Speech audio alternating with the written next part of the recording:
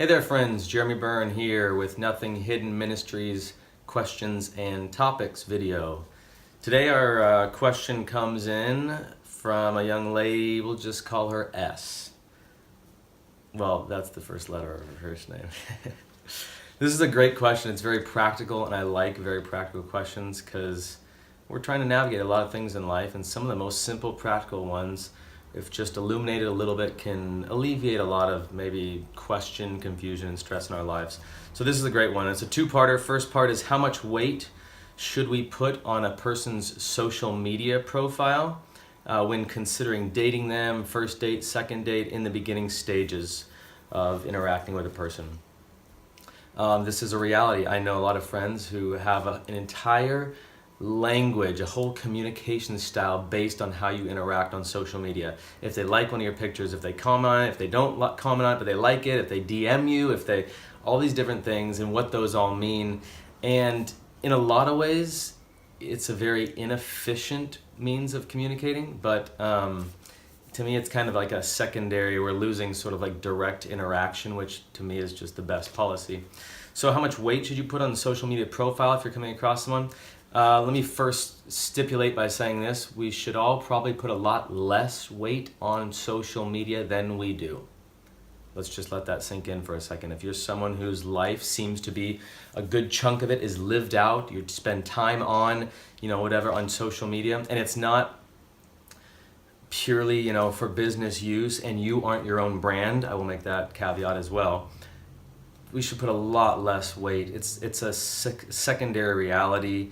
It's kind of a pretend. You guys have all heard the studies. What you see on social media is most of the time nowhere near the reality of a person's life. Now, that does not mean that what a person puts up there has no significance. It is like our clothing, like our job choice, like our friend choice, whatever. It's a reflection of our internal world and our values. So if I were to come across, back when I was dating a woman whose social media, or their Instagram, let's say, was full of them in like half-naked bikini, or like, whatever, pictures, or modeling, just stuff that was like, that says something. I won't even comment on what that says, but that says something about a person. You can make your own assumptions of what that says about the person, and if that seems to line up with some of your own personal values. And so that doesn't mean that you don't, can't look at things and gain a decent amount of information from what a person is deciding to put out to the world, But and then within that, you have to ask yourself a question, which is, do I know what I'm looking for? Am I clear on my own values? Because it can be also tempting to kind of sidestep your own values in order to sort of like get what you want. Which is, if I know, you have to ask yourself, are you dating to marry? Or are you just dating to date? Or are you dating to feel validated? Or are you trying to conquer something in your life to prove to yourself that, whatever it is, you're loved by a certain type of person who you really want to be attracted to, be seen as attractive to. So there's all these different questions that it begs from me what your response is to a person's social media profile. All that to say, I think you kind of take it with a grain of salt, and also we're not supposed to really judge a book by its cover necessarily, just judge someone by what they have on their social media, because like I said, it's a weird world out there. But if their whole social media world looks pretty different than what you feel is, your value system, what you want your world to look like, what you feel between you and God is a healthy way of living, that says something, And just keep that kind of in your back pocket if you do feel inclined to get to know them. Or sometimes if you know what you want, I'm dating to marry, and that at least doesn't look like something that I am interested in as far as what their world is, then that's great. That can answer that question for you. It really can be. As long as you're not trying to just be motivated by fear and kind of just ignore someone because it's not something you like.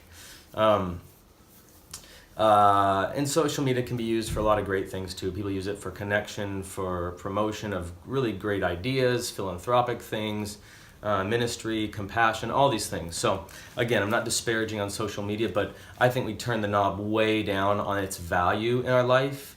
And that's the other thing. If someone seems to be, take this with a grain of salt. I know everyone's going to get upset about whatever.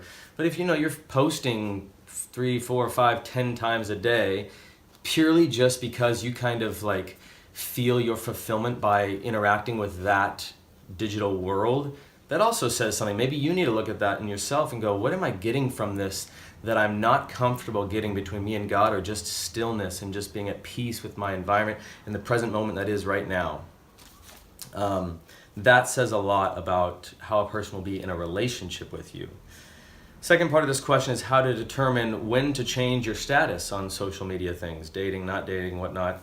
And should it be made by both parties at the same time? Again, this one I think we can, when things are in their right healthy place, the importance of this can be lowered way down. I don't even think, this is just my own personal experience on Facebook and Instagram. I don't even know if I changed my Facebook status to dating until months after, or even married. I'm sure we did, but that was so secondary to what was actually going on in my life that it just didn't matter. That world was so less important than the real, and they're not real people, but than the people in my immediate life and what was going on and what I was doing in my relationship.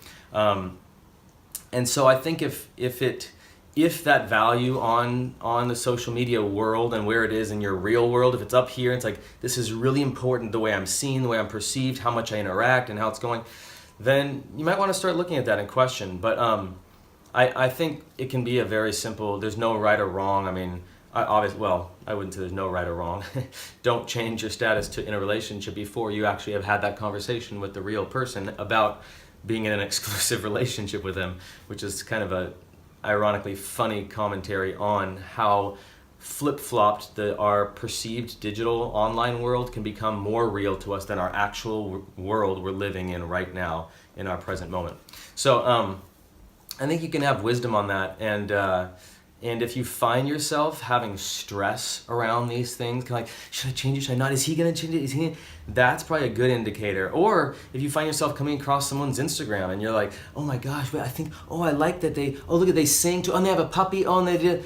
If you find yourself being too pulled in by that world, you kind of got to take a step back and go, okay, this isn't reality. This isn't reality. We sort of accumulate these moments of like what seem to be our best life, or these parts of us that we want the world to see, and that can be a totally different picture than the person is who you would end up having to just live with day in and day out.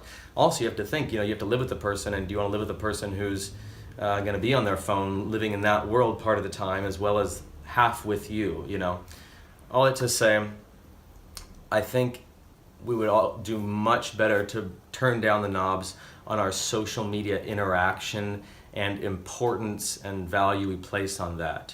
I'm saying this is more relationally versus kind of, business-wise, or if you have a message or there's something important that you're using your platform to actually transact some important things in life. But otherwise, I think, kind of use best judgment and really ask yourself some honest questions. That's what it all comes back to, is what is this bringing up in me? Do I feel stressed out about when I look at their profile? Do I feel stressed when I think about how my status on whatever is going to affect my world out there?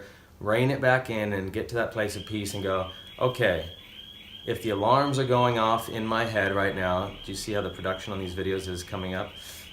Then you probably want to ask yourself, what do I need to get back to? What do I need to return to? Probably take some time to be still and probably get away from social media for a while to get back to peace, so you can have clarity on these issues. Because there's no like, it'll be a subjective response to when's the right time to do this and how much weight should you put on someone's profile.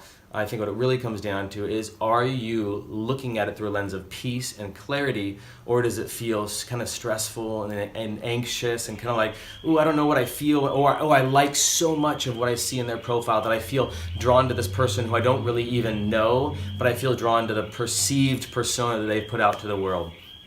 So take time to be still. I didn't know this talk was going to turn into that, but be still and be connected to Holy Spirit and to peace and to clarity and to what His leading is in your life regarding these things like social media, instead of the feelings and the responses you get, because it's a strong sort of dopamine and like serotonin kick when you get likes, and when you see someone on Facebook, you can create this whole world in your mind that doesn't even actually exist. And I'm getting so annoyed by this car outside with this alarm that's where I'm going to cut this video. Thanks guys, we'll see you next time.